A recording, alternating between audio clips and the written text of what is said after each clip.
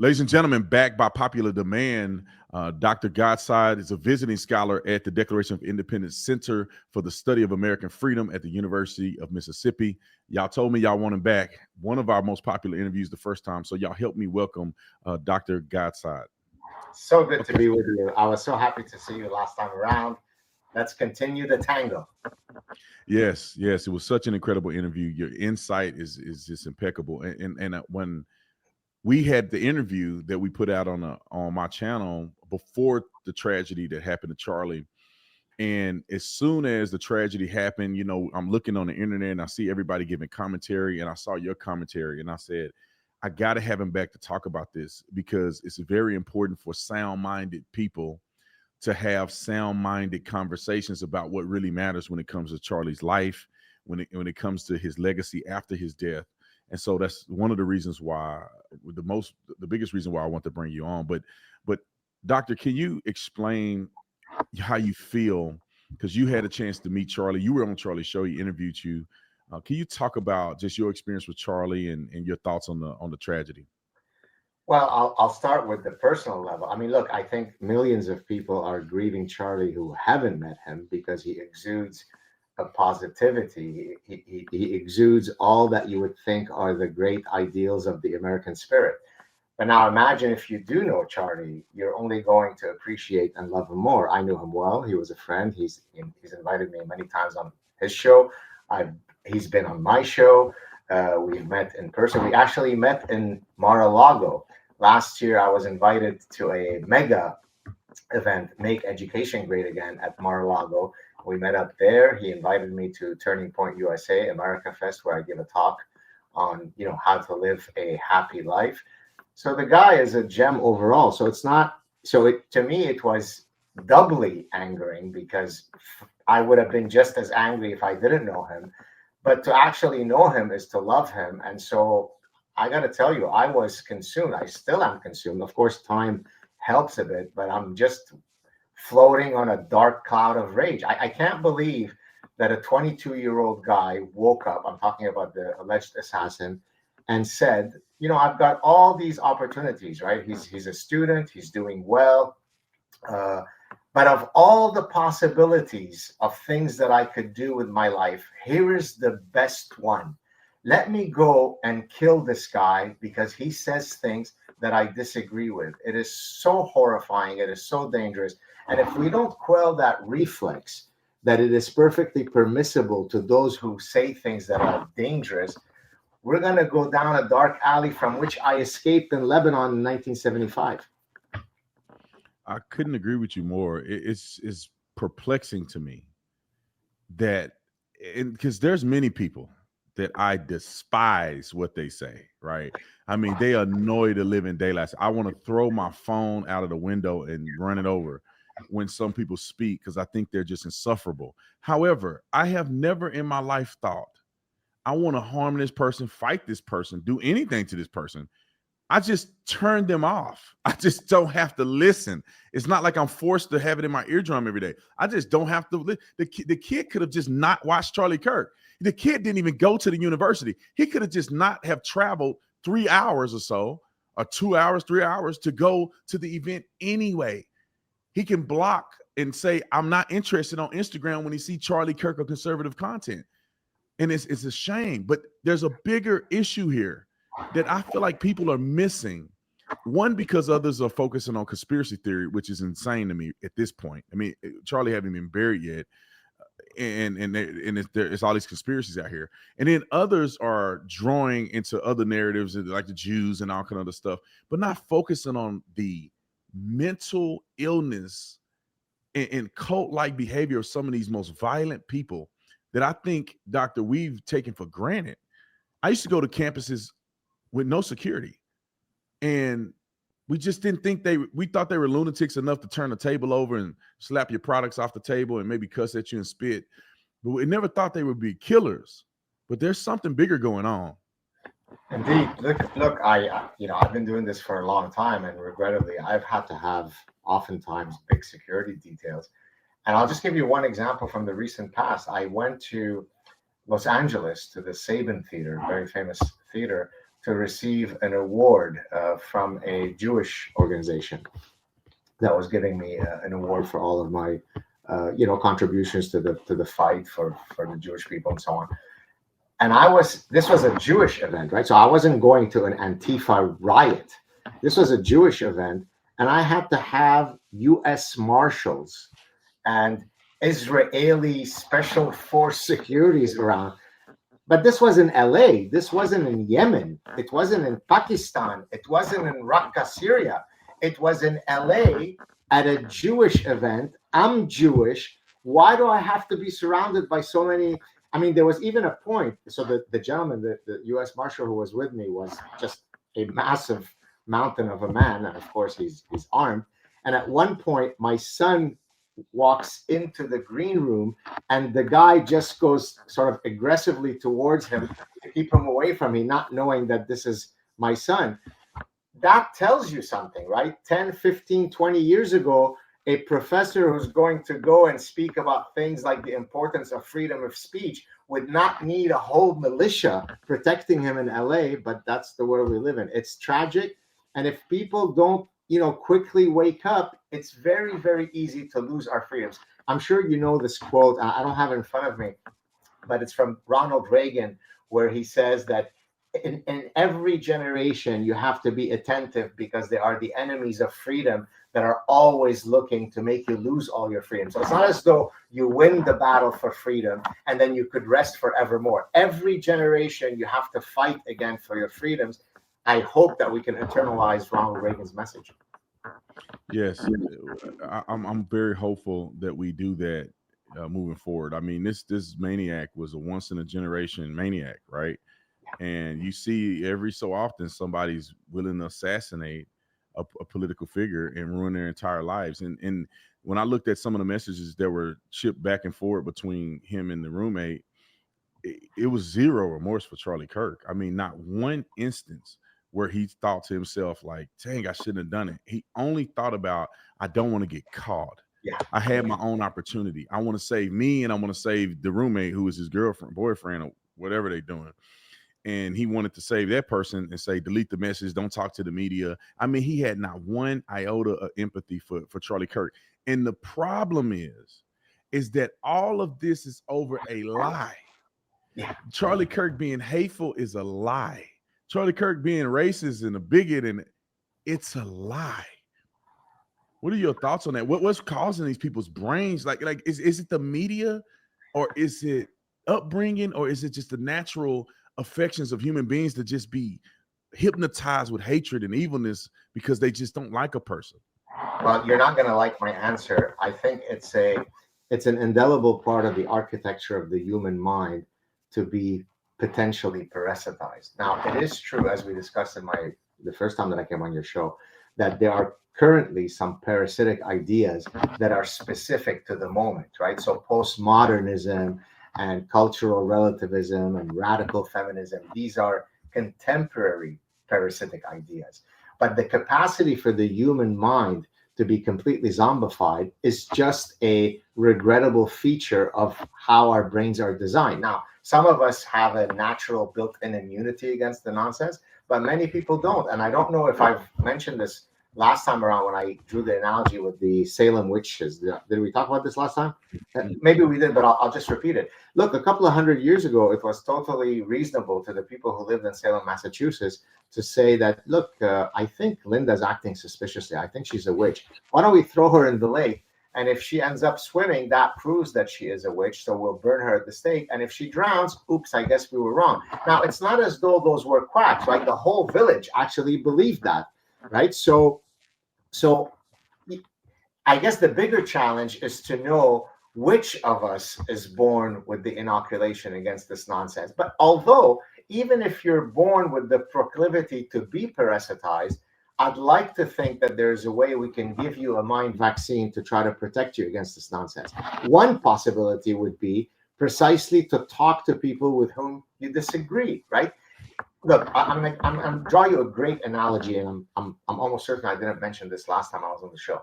In evolutionary medicine, there's something called the hygiene hypothesis, which basically says that if you want, for example, children to grow up not having autoimmune diseases, you need to have their immune system triggered so that it can optimally function. So, for example, kids who grow up with a lot of pet dander, who grow up on farms, are much less likely to have asthma than kids who grow up in very sterile environments. Why? Because the immune system, in order to maximally build a response, it needs to be triggered. It needs to face stressors. Now, how do I draw the analogy between that to ideas? You can see how. Well, our brain is supposed to be exposed to opposing ideas. That's how I become a better thinker, because I have to then predict what are going to be your responses to my positions so I can build better arguments. But imagine this guy, the 22-year-old alleged assassin. He goes down deep. He does a deep dive into whatever, what was it called? Discord and Reddit and all this stuff. Everybody is amplifying his paranoia. Everybody's amplifying his delusion. So there is no allergen, in this case, an opposing idea. There is no God Saad saying, hey, wait a minute, imbecile. What about this? In which case, it might snap him out of his delusion. And so I think that's why the loss of Charlie is so big, because that's exactly what he was doing. He was the allergen going out there into the campuses saying, hey, prove me wrong. Talk to me. I'm not going to beat you up. You're not going to beat me up. I have a position. You have yours. Maybe I'll learn something from you. And that's what's dangerous, because people say we can't have dialogue. Well, guess what? If you don't have dialogue today, you'll have violence in Lebanon tomorrow. I couldn't agree with you more. I've been to campus and I talk to these people, and some of them are just out of their minds. And there are some people who are reasonable. And unfortunately, well, it's a hard, I could say, survey to take, because not everybody who is reasonable will even come to the mic anyway. So, and the people who want confrontation or maybe unreasonable are more likely to come to the mic because they're narcissistic and they want to be engaged. And some of them are doing it because they just want to gotcha or they want to be on camera. So it's disproportionate, in my opinion, of the population of the university, right? So I don't think it's a reflection of most students that are this radical. But the radicals do show up, and there are more radicals than there are reasonable. No, take that back. It's slightly more reasonable than radical, but the radicals are completely off. And what I've noticed is that when you're talking to them, no matter what you say, they won't receive it. Even if while they're standing in front of you, I see the light switch go off in their head. I see the light bulb turn on in their head. Like, dang, he got me. I never thought of that before. But they, in front of their peers, they cannot lose the argument, so they get mad. They result of violence or violent rhetoric. Like, they yell at you, they cuss you out, they call you names, and they flip you off and all this stuff that I've noticed when I was on campus. But then there's a remnant of people, like you said, they have the capacity to be open-minded. They come with an idea, but they're ready to listen. And then once you start introducing things to them that they've never heard before, it's like, whoa, hey, maybe my position has changed. And I think that's why Charlie really loved doing the events, because he had the crazy ones, which they make the internet, right? They go viral. But but Charlie talking for 3 hours, like I would do, you do bless a lot of people, but it may not be viral, right? So that's kind of what I've learned, a little bit being on campus. Well, I'll build on what you just said. So you said about how there are some people who, irrespective of how much evidence you show them, they're not going to budge. So I'm going to link that point to something that happened to me last year on a show. It was a British psychiatrist who had invited me on his show. And I think the last question that he asked me on his show, and it remains the only time that anyone has ever asked me this on a show. He said, Professor Saad, you've been a behavioral scientist, a psychologist for 30 plus years. What is the singular phenomenon that has most surprised you about the human condition? I mean, I don't have the exact words, but that's the gist of what he asked. And so that I had to pause for a second and think about it. And then after about 2-3 seconds, I said, the inability for most people to change their minds once that position is very anchored, right? And in a sense, that's a pessimistic perspective, because I'm in the business of changing minds, yet I'm the guy who's telling you that it's almost an impossible Herculean effort. There's a great quote that I cite from The Parasitic Mind from Leon Festinger, who is the pioneer of the theory of cognitive dissonance, where he goes through great length to explain the types of mental gymnastics that people will engage in so that they are never proven to be wrong, right? And I'll just add one other quick point. I actually had this gentleman on my show maybe about a year and a half, 2 years ago. There's a book that was written by two French psychologists about maybe 5, 6 years ago. The title of the book is The Enigma of Reason, and where they argue that our capacity to reason did not evolve in an evolutionary Darwinian sense. It did not evolve in order to seek some objective truth, but rather it evolved to win arguments.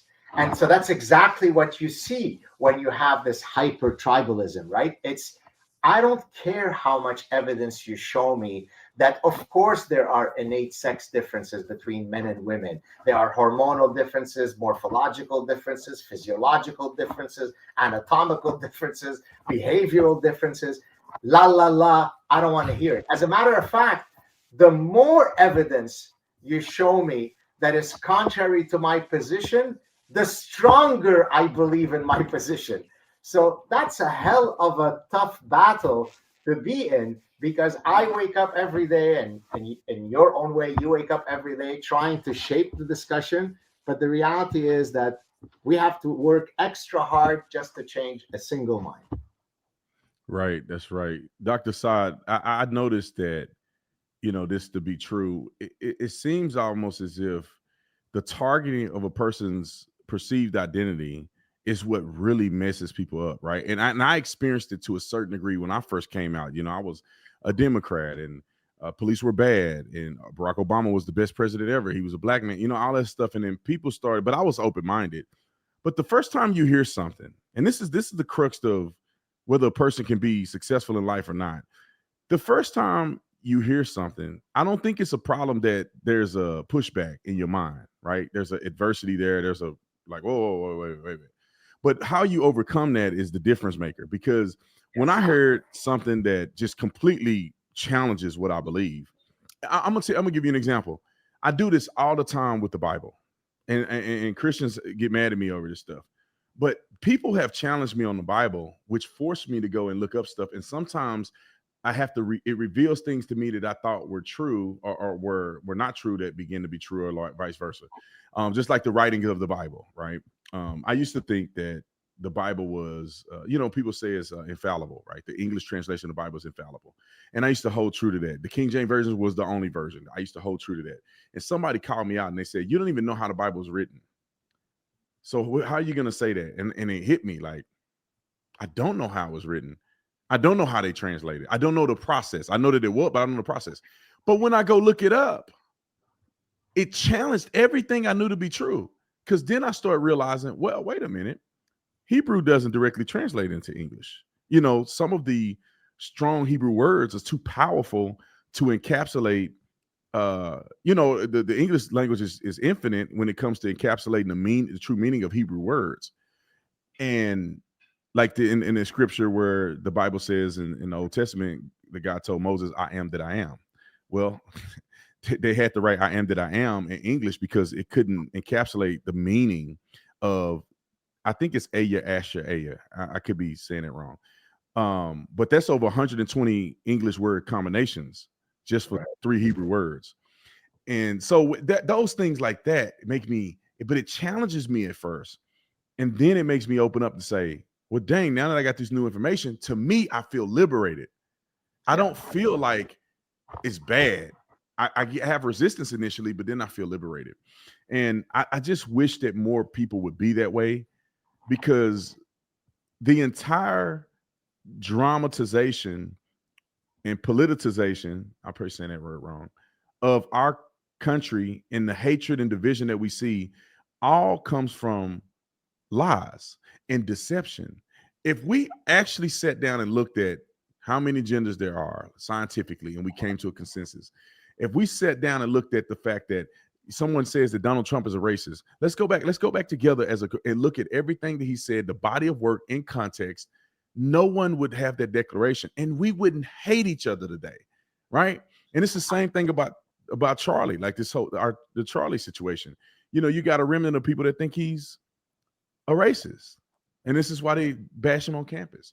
Yeah, I was gonna just so 2 points to make. Number one, and this is not just to give you frivolous compliments. I mean it. I'm someone who's very stingy with my compliments. Uh, One of the reasons why I think you're successful, only having met you now twice, is I exactly think is because you're open-minded. Now, to compare you to the the goat of podcasting, whom of course is a personal friend of mine, Joe Rogan. Joe Rogan is the epitome of being open-minded, right? He sits down. I mean, sometimes he's so open-minded that he's prone to, believing in conspiracies, right? Because, he's like, hey, let's talk about it, right? But I mean, that's exactly what makes someone appealing in front of the camera. That's why you were able to build a large audience. If every single time you opened the camera, either to do a monologue or to invite a guest, you talked over them, you knew more than them, there's nothing that you could learn from them, you probably wouldn't be very compelling to watch, right? Look, I know what I know and I know what I don't know, which makes me actually quite epistemologically humble, right? When I know something and I have built my arguments tightly, good luck to you if you want to debate me. But you could ask me, hey, what are your views in terms of the legalization of marijuana? And I'm going to answer you, hey, that's a great question. I just don't know enough about it to be able to offer you a good, intelligent response that would satisfy you. Well, that builds trust because my saying, hey, I don't know everything, already the audience is drawn in because they say, we can trust this guy because he's comfortable enough to say, hey, I know this, but I don't know that. So being open-minded, being authentic is the way that you are able to have meaningful conversations. Second, very quick point. At first, it's going to seem as though it's not related to what we're talking about, but it will be. I will tie it all back together. So in 1990, I began my PhD at Cornell. So first semester I get there, I'm Lebanese, I speak Arabic. So I start hanging around with a bunch of Arab students. We're always playing soccer together. One day, one of these guys invites, and this is going to be, by the way, this story is told in my forthcoming book, Suicidal Empathy. So you're getting a exclusive right here. So one day, one of these guys says, hey, I want to invite you out for a coffee. I said, okay, great. So we go to sit down. He's a Muslim. So as we sit down, he's kind of shifting uncomfortably and he goes, you know, you're such a smart guy. How come you haven't converted to Islam yet? So then I paused. I said, oh, is this what this meeting is about? Because I don't think it's going to go well if you're going to hit me with this kind of stuff. So then he pauses. So he realizes he can't go full frontal on me. So he goes, Gad, I really like you. You're such a cool guy. And then I pause and I smile. And I go, you say that with a bit of hesitation. Oh, I know why. It's because I'm Jewish, right? And so he goes, no, but come on, Gad, you're not a Jew. I said, no, I'm a Jew. He goes, no, but you're not. You know what I mean. Now, why am I saying all this story? Because that relates to cognitive dissonance and changing your opinion. He has a vision of what a Jew should be like. He came out of the womb and he was fed. Jews are demons. Jews have horns. Look at their tails, right? Then he meets this Jew who speaks Arabic like he does, who plays soccer better than all of the Arabs combined, who's really fun and warm and lovely. I can't accept that in my brain because I've been taught that the Jew is the devil.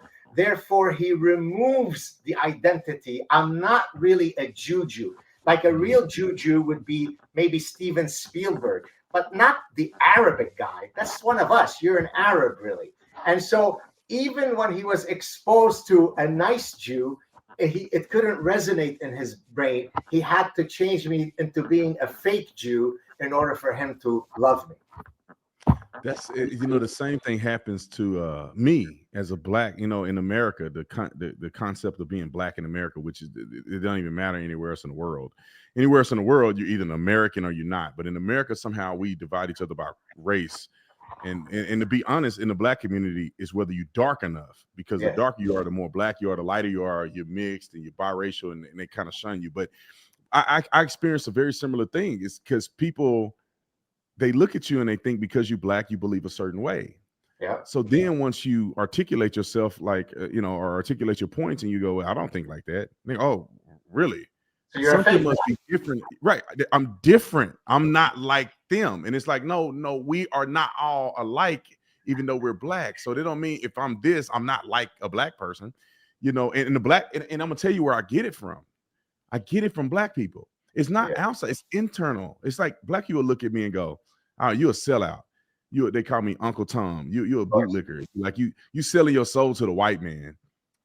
And it's like cognitive dissonance. It's okay to be black and think like this. It's okay to be black and be married to a white woman. It's okay to be black and dress a different way, or want to live in a certain community, or be articulate, or go to university and get degrees. And it's okay to be black and be diversified.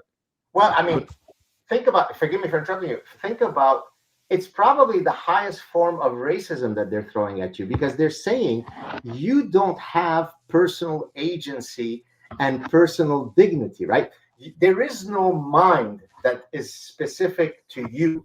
What defines you is that you're just some indistinguishable cog that is connected to other cogs that share your skin you. And the second that you say, well, wait a minute, I've got my own ideas. Wait a second, I actually love Thomas Sowell. And then they'll say, what? Thomas Sowell? That's another white man. That's another fake black guy. So now we've got you, who's a fake black guy. We got Thomas Sowell, who's a fake black guy. So that's, to me, that's the highest form of racism, because as you said, it's coming from within. 1,000%. I couldn't agree with you more. I'm glad you brought that up. I think people find it very interesting. I wanna talk about this last part. Sure. And it's the idea that somehow the Jews are responsible for killing Charlie Kirk. The Jews killed Jesus and the Jews killed Charlie Kirk. So, but I want you to talk about how we got here, because this is everything I think about, Dr. Saad, is not what people do, it's why they're doing it. So Yes, people are blaming the Jews for all this stuff. I get it. I hear them. Okay, we get it. But the question is, why are people resorting to this type of behavior? And I know you have a theory of six, and I'm gonna let you finish it because I forget how it's called. But the theory of six, like 6 degrees of that's right. that it's a Jew fault in everything else that happened in America or in society. So I call it 6 degrees of Jew. It is a play on 6 degrees of separation. The idea being that within the world, any two people could be connected in 6 or fewer steps. And there's actually been scientific studies going back into the 70s that have shown that you can actually link, as long as you don't live in a closed society, right? You're living in Papua New Guinea or in the Amazon, and you're literally detached from the rest of the world. I could link any two people in 6 degrees or less. And of course, that led to the popular game 6 Degrees of Kevin Bacon. And so I took that and I called it 6 Degrees of Jew, which means I give you any calamity. A Amazonian frog just died in the Amazon. You've got 6 degrees or less to explain why the Amazonian frog died because of the Jew. Anything. Your wife cheated on you, Jew. You got diabetes, Jew. And it turns out that people, and sometimes people play the game facetiously. They're just having fun with me. But other times they say, of course, they usually will call me, of course, Jew, we can do it. And then they'll give you the logic. So I'll give you a few of these, by the way. Last time we discussed how I think the sharks that attacked the tourists in Egypt were Zionist sharks. Did we do that on this show? Was that on that show? Yes, it was. The last one, you mentioned it briefly. Okay. Your wife cheated on you. All right, let's link it to the Jews. You ready? Well, she probably watched some porn because she's a beautiful angel. And the only way that she could be pulled into doing something like this is that she probably consumed some porn behind my back. Who controls the pornography industry? It's the Jews. Okay, let's talk about the assassin of Charlie Kirk. He was with a trans person. Who really spread transgender stuff in the world? It's the Jews. By the way, it doesn't have to be that what they're saying is actually true or not. You just have to put the marker Jew and it becomes real, right? I got diabetes. I don't have diabetes, but let's say I had diabetes. Why do I have diabetes? Because who controls the pharmaceutical industry? The Jews. Why are they not giving us the cure despite the fact that they probably have it? Because then they could make tons of money by having all the insulin revenue come in. What do we know that the Jews love? They love the money. I just proved to you that diabetes still exists because it's the Jew. Now, the more important thing to answer, though, is what causes that reflex? Why, throughout history, has there been? I mean, all bigotry is bad and disastrous. It's a cancer to the human spirit. But there is something historically unique about Jew hatred. First of all, because it has existed since time immemorial. And I think I do have, I mean, there are several factors, but I'm going to propose one here for you that is rooted very much in psychology. So in psychology, we have this concept called the self-serving bias. The self-serving bias is a means by which people attribute successes and failures in their lives. And this is how it usually works. Successes, I attribute them internally. So why did I do well on the exam? Well, that's because I'm very smart and I studied hard. Why did I do poorly on the exam? Well, that's because Professor Saad is an asshole Jew.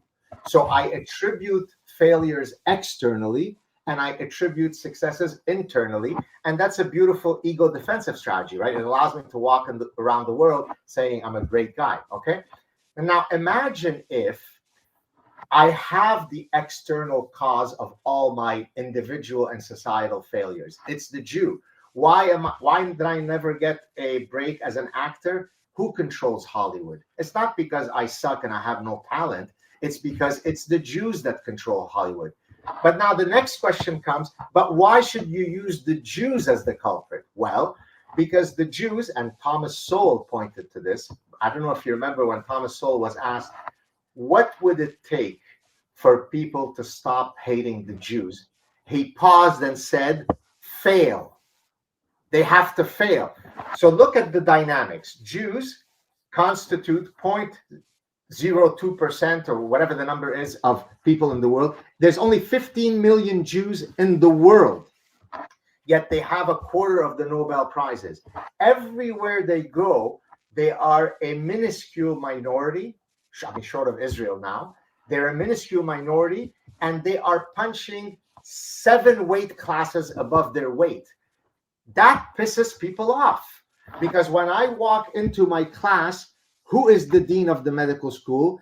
It's the Jew. Who is the guy who is the top music producer? It's the Jew.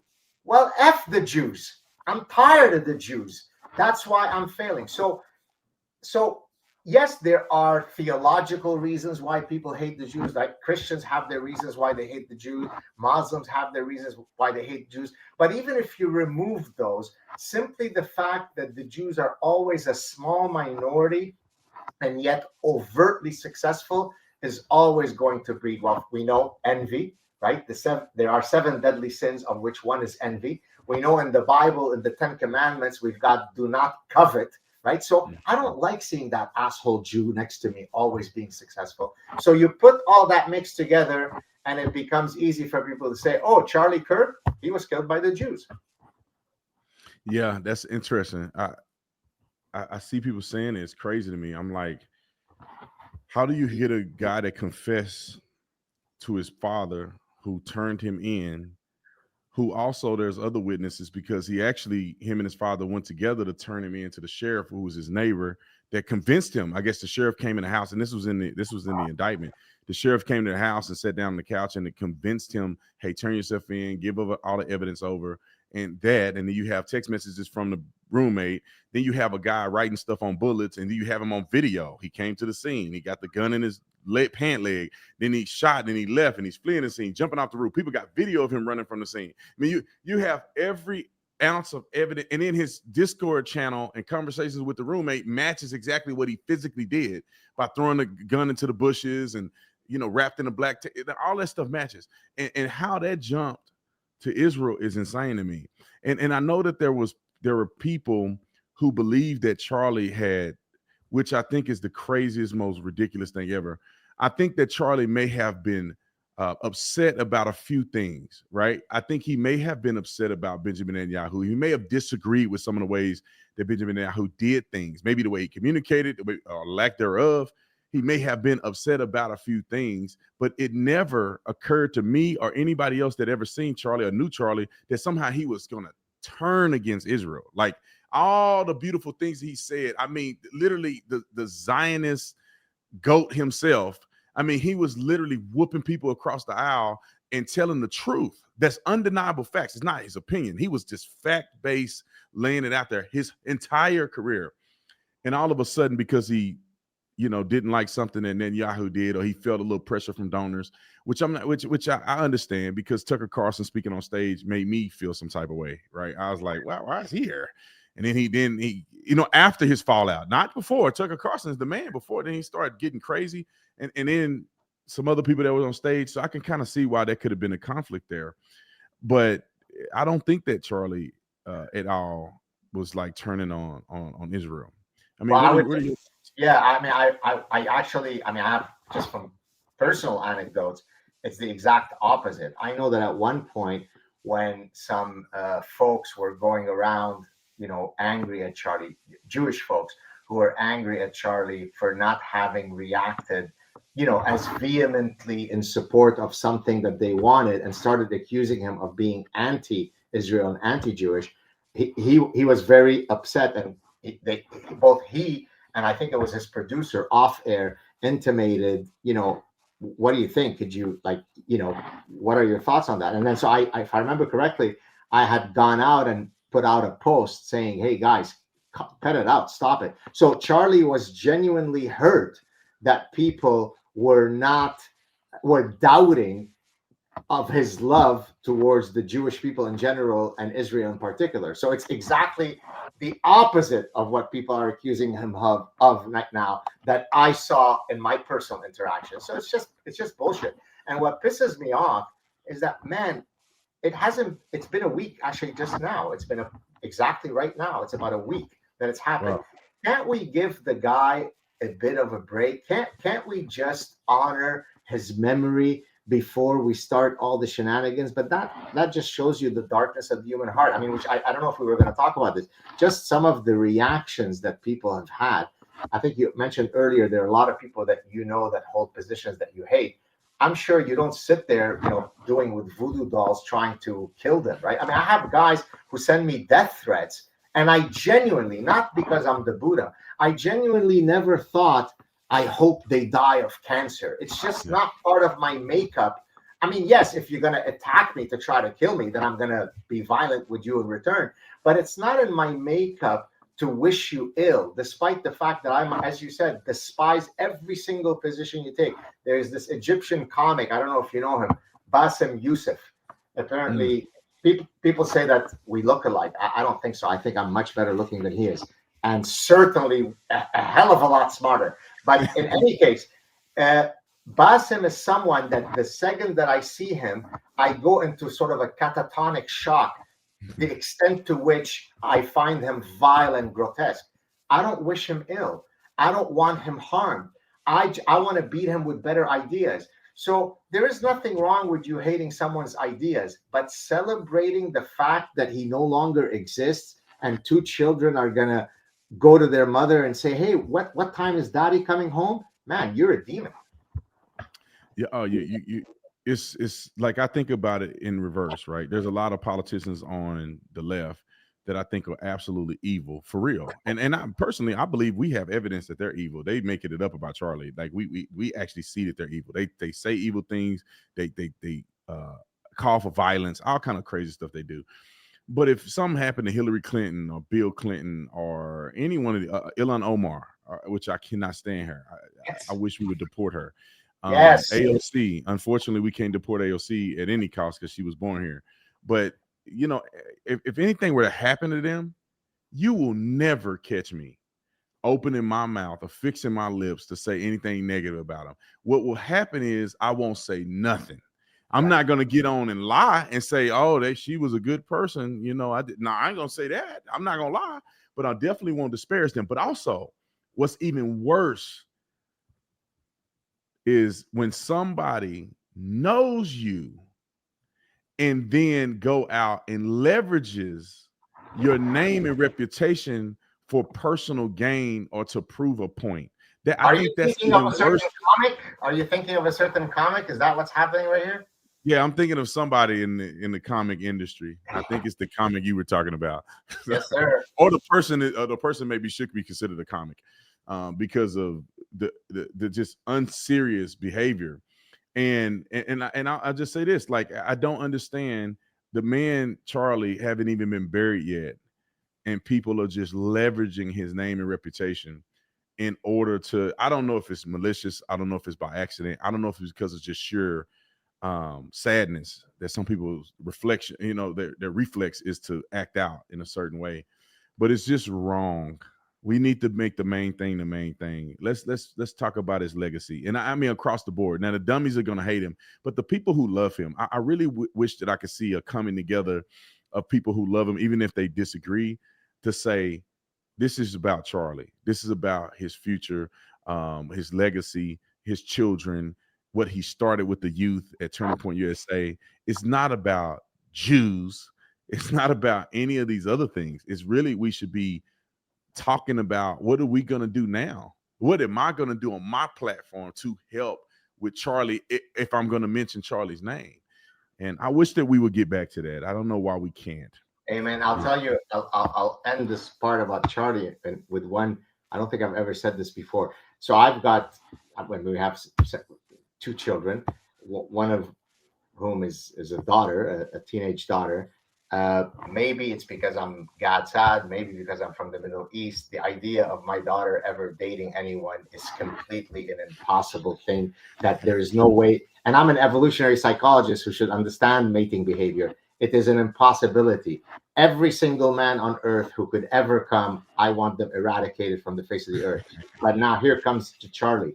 If I were to ever think of a prototype of a boy that if you brought me home to meet my daughter, I might be able to swallow, it would be somebody that looks like Charlie Kirk, because everyone else is going to die. And so that really is the ultimate kind of colorful way I can express what a beautiful soul he was. He is truly someone that fathers can look at him and say, I think he could be good for my daughter. And if you can get a Middle Eastern man to have that thought, you're probably a really good guy. All right, I love that. I love that, Dr. Saad. I think that's a good way to end the discussion, man. I always appreciate you coming on. It's always great. And ladies and gentlemen, just so you know, Dr. Godside, visiting scholar at the Declaration of Independence Center for the Study of American Freedom at the University of Mississippi. And so I appreciate you. Can you tell them where to follow you just real quick, and how can they get the books? I want them to get these books. I feel like I'm just smarter. Listen to you talk about what's in the book. Oh, you're very good. So there's a whole bunch of books, but the most recent ones are The Parasitic Mind, the yellow one over here, The Parasitic Mind. This one right here is The Saad, S-A-A-D, The Sad Truth About Happiness. It's a book that mixes my personal experiences with ancient wisdoms, with contemporary science, to hopefully offer you some prescriptions of how to live a good life. People always say, how come you tackle all these difficult subjects, but you always seem to be having fun? You always have a smile on your face. That's why I wrote that book. My forthcoming book, Suicidal Empathy, should hopefully drop in the next 6 months. Be on the lookout for that. You could follow me, of course, on X, Gad, G-A-D-S-A-A-D. And I've got a show called The Sad Truth. Check it out. All right. Love it. Love it. God bless you. Thank you so much for coming on.